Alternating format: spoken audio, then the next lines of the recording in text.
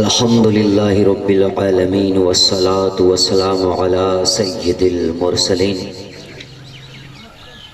اما بعد فاعوذ باللہ من الشیطان الرجیم بسم اللہ الرحمن الرحیم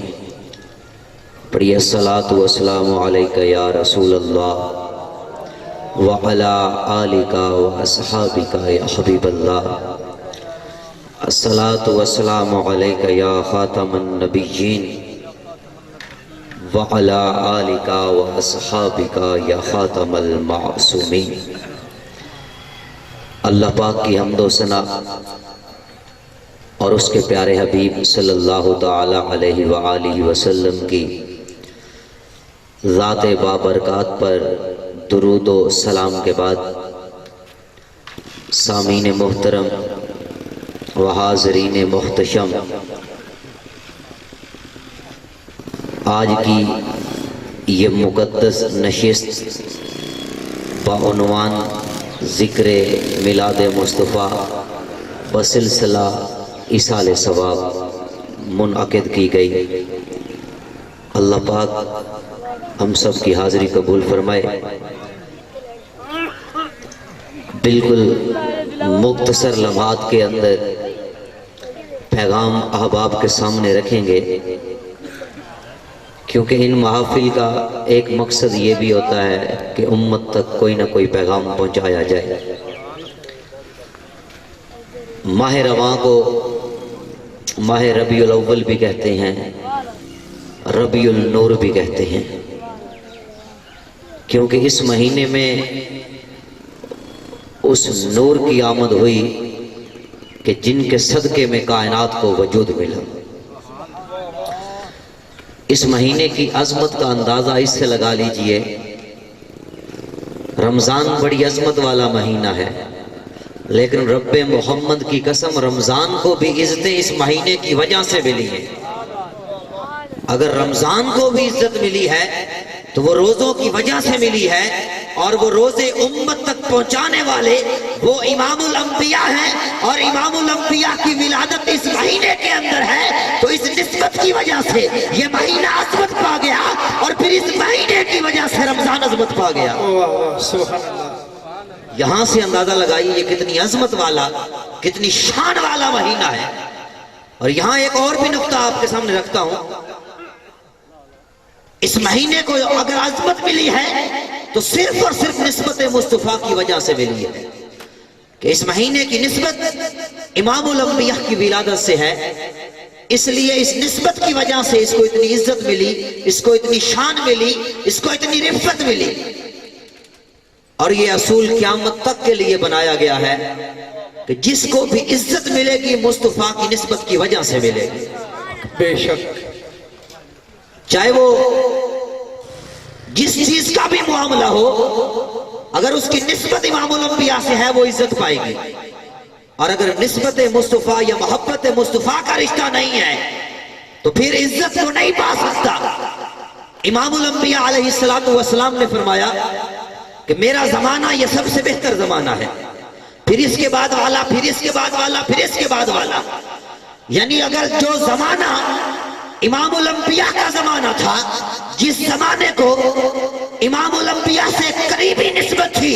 سب سے زیادہ عزت وہ پا گیا، اور جن افراد کو اس زمانے سے نسبت تھی، یعنی جماعت صحابہ جو مصطفیٰ کے زیادہ قریبی تھے، وہ سب سے عزت پا گئے۔ پھر ان کے بعد کا زمانہ عزت پاتا ہے، اور اس زمانے کے لوگ تابعین عزت پاتے ہیں، پھر ان کے بعد اس کے بعد کا زمانہ تبع تابعین کا زمانہ عزت پاتا گیا، یعنی جو مصطفیٰ کے جتنے قریب تھے وہ اتنی عزت پاتے گئے، اور جو زمانہ مصطفیٰ سے جتنا بعد میں آیا وہ پہلے کی زمانے کی عزت کو نہیں پہنچ سکتا۔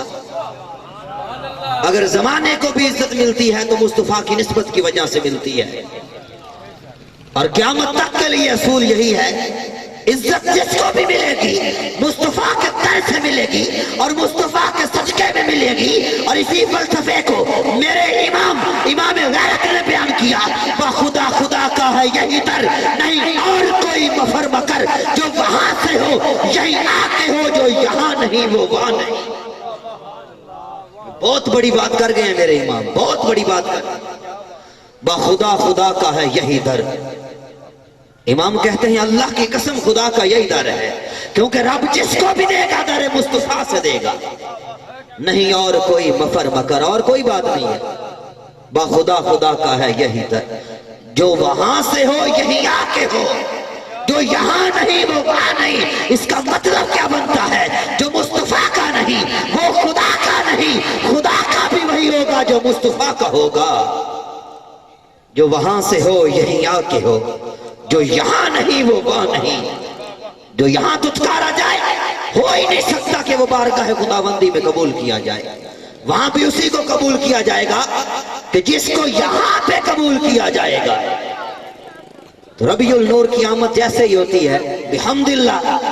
پورے خطہ زمین کے اوپر جہاں بھی مسلمان آباد ہوتے ہیں آل محبت اپنی عقیدت کا اظہار کرتے ہیں، اپنے ایمان کا اظہار کرتے ہیں، جذبہ ایمانی کا ثبوت دیتے ہیں، اور مصطفیٰ کی ولادت کی خوشیوں کا اظہار کر کے دنیا والوں کو بتاتے ہیں کہ ہمیں مصطفیٰ کریم سے کس طرح محبت ہے۔ لیکن اسی کے ساتھ ساتھ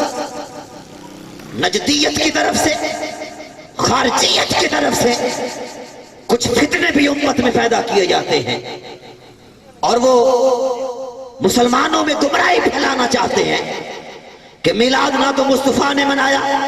نہ مصطفیٰ کے صحابہ نے منایا، نہ یہ قرآن سے ثابت ہے، نہ یہ حدیث سے ثابت ہے، پھر یہ سنی اپنی طرف سے کیوں کرتے ہیں؟ رب محمد کی قسم ہم یہ کہتے رہتے ہیں کہ ہمارا عقیدہ یہ محمد کے صحابہ والا ہے، یہ صراط مستقیم کے راہیوں والا ہے، ہمارا عقیدہ یہ قرآن کے مطابق ہے، یہ حدیث کے مطابق ہے۔ ہم ہر عقیدے پہ قرآن سے بھی دلائل دے سکتے ہیں، حدیث سے بھی دلائل دے سکتے ہیں، لیکن سنیے جو امت کو گمراہ کرتے ہیں میلاد منانا کہاں لکھا ہے؟ نہ تو قرآن میں ہے نہ حدیث میں ہے۔ یاد رکھیے تذکرہ میلاد یہ قرآن سے بھی ثابت ہے، یہ حدیث سے بھی ثابت ہے، ہمارے علماء ثابت کرتے رہے، کرتے ہیں، کرتے رہیں گے، علمی دلائل اپنی جگہ پہ، لیکن عاشقان مصطفیٰ بڑا پیار والا جواب، بڑے عشق والا جواب دیتے ہیں۔ لکھا ہوگا کتابوں میں میلاد منانا کہاں پہ جائز ہے، کس کس کتاب میں لکھا ہوگا؟ ہم تو فقط یہ جانتے ہیں میلاد منانا اگر تم ہم سے پوچھتے ہو کہاں لکھا ہے، ہم تو یہ کہتے ہیں ہر عاشق کی قسمت میں لکھا ہے، اور ہر منافق کو اس سے دور رکھا گیا ہے۔ اب اس کے اوپر کئی دلائل ہیں لیکن وقت کم ہے، میں ایک ہی جملے میں یہ نقلی دلائل کو ختم کرتا ہوں۔ میلاد کا جو مصدر ہے یہ مولودن ہے، مولودن سے نکلا ہے، اور مولودن کا معنی ہوتا ہے پیدائش۔ مولا علی کو مولود کعبہ کہتے ہیں کیونکہ ان کی پیدائش خانہ کعبہ میں ہوئی، اس لیے ان کو مولود کعبہ کہا جاتا ہے۔ تو لفظ میلاد کا معنی بھی پیدائش ہوتا ہے، اور میلاد مصطفیٰ یا محفل میلاد مصطفیٰ کا مطلب یہ بنتا ہے ایسی بزم کہ جس کے اندر میلاد مصطفیٰ امام الانبیاء کی ولادت کی باتیں کی جائیں، اس کو محفل میلاد مصطفیٰ کہتے ہیں۔ ارے جو اعتراض قائم کرتے ہیں وہ عقل کے بھی اندھے ہیں، کوئی شعور نہیں ان کو۔ قرآن پاک کی ایک سورہ ہے جس کا نام سورہ مریم ہے، سورہ مریم کے اندر حضرت عیسیٰ کی پیدائش کا تذکرہ اللہ نے پوری تفصیل کے ساتھ بیان کیا۔ یارو جس عیسیٰ کے میلاد کا تذکرہ رب کے قرآن میں رب خود بیان کرے تو پھر عیسیٰ کے بھی آقا کا میلاد ناجائز کیسے ہو گیا؟ اور ہم نے تو قرآن سے سیکھا ہے، بات اسی پہ ختم کرتے ہیں۔ ہم نے قرآن سے یہ سیکھا ہے محافل میلاد میں ہوتا کیا ہے؟ مصطفیٰ کی شانیں بیان ہوتی ہیں، آپ کی شوقتیں، آپ کی رفت، آپ کا وقار، اختیارات مصطفیٰ، جمال مصطفیٰ، جلال مصطفیٰ پہ باتیں ہوتی ہیں، اور یہ ہمیں رب کا قرآن بتاتا ہے۔ قرآن کے پہلے پارے سے لے کر 30ویں پارے تک، سورہ فاتحہ سے لے کر سورہ ناس تک، الحمد کی الف سے لے کر والناس کی سین تک پورا قرآن یہ درس دیتا ہے کہ عظمت مصطفیٰ بیان کی جائے، کیونکہ پورا قرآن عظمت مصطفیٰ کا قائل ہے، عظمت مصطفیٰ بیان کرتا ہے، اور اسی قرآن سے سبق لے کر سنی بھی محافل کا انعقاد کر کے قرآن کے طرز پہ چلتے ہوئے مصطفیٰ کی شان بیان کرتے ہیں۔ اور ہم کیوں نہ کریں؟ رب محمد کی قسم اگر کائنات کو بھی وجود ملا ہے تو مصطفیٰ کے صدقے میں ملا ہے۔ حدیث قدسی کا مفہوم ہے، اللہ رب العزت نے فرمایا اے محبوب اگر میں تجھے پیدا نہ کرتا تو میں جہان ہی نہ بناتا، اور آخری الفاظ ہیں اے محبوب اگر میں تجھے پیدا نہ کرتا تو میں اپنا رب ہونا بھی ظاہر نہ کرتا،